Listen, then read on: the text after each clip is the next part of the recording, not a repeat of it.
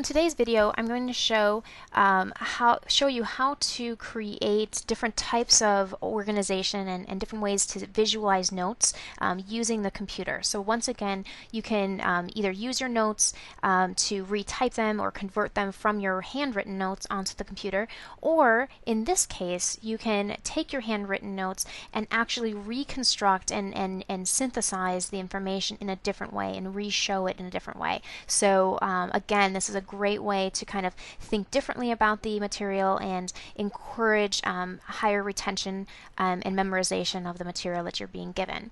So first off, it can be very helpful again to use the table, and in the table create charts. And so this case, you can create the charts as big, as many columns or as many rows as you need. Often people will create this using or like put in different types of things. So if they're comparing a couple different types of maybe chemicals, and then in this upper area you can, like if we're talking about chemicals, you could talk about the abbreviations.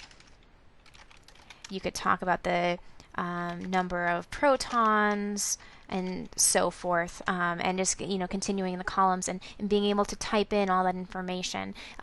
One cool thing is you could also just print this out blank, and you could test yourself and go back in and try to continually enter in all the correct information and kind of test yourself in that way. So that's one way to use a table. So I'm going to delete that and show you a different thing. You can also use hierarchy charts or other different types of art. And that in Microsoft Word, this is called Smart Art. And so by using Smart Art, you can open that up, and you have a number of different graphics that you can use to organize and show information. So perhaps you're talking about something with a cycle. You can actually create the cycle pictorially or a diagram right in Word. And so again, that can be really helpful to enter in and recreate that information and show it in a different way. You can also again print it out blank and use that to test yourself in person. The other thing you can do is using that Smart Art, for instance, for hierarchies. So again, showing the different levels and different ways information is organized. Processes is another type. How does one thing trigger another thing, which triggers another thing.